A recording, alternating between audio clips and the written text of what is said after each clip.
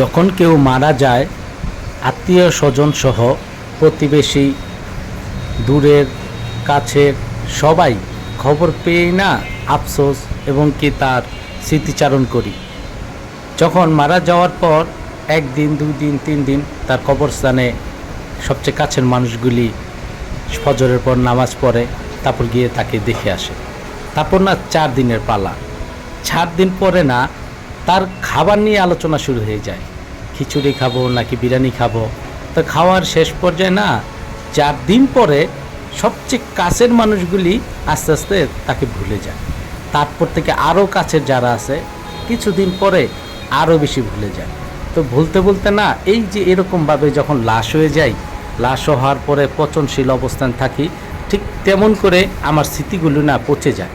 তো পচে যাওয়ার ফলে আমরা তখন আর কাছের মানুষ পাই না, আমাদের দোয়া পড়ানোর জন্য কেউ থাকে না। তো সবাই না তখন আমাদের রেখে যাওয়া সম্পত্তি থাকলে আলোচনা করবে, ভোগ করবে, কিংবা আমরা যদি কিছু ঋণ করে যাই সেটা নিয়ে গালিমন্দ কিংবা মন খারাপ করবে, নানা রকম কথা শুনবে। দিন শেষে না কারো অবদানটা মনে থাকে না।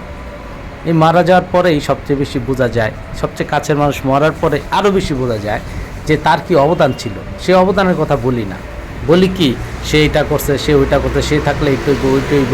তো নানান রকম কথা শেষে যখন তাকে মাটি বানানো হয়, যখন বছর পার হয়ে যায়, তার মৃত্যুর খবর আর কেউ রাখে না।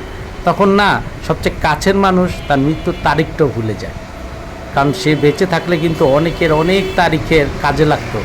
তো মরে যাওয়ার পরে তার আর তারিখটা কারো কাজে লাগে না।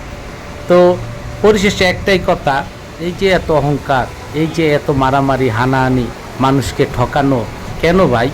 এই এত কিছু করে এই মৃত্যুর জায়গায় চলে আসে। সবচেয়ে কাছের মানুষগুলো এভাবে পানি দিবে, কিন্তু মারা যাওয়ার পরে 4 দিন 1 বছর বছর বছর পার হয়ে গেলে আমাকে আর কেউ চিনবে না।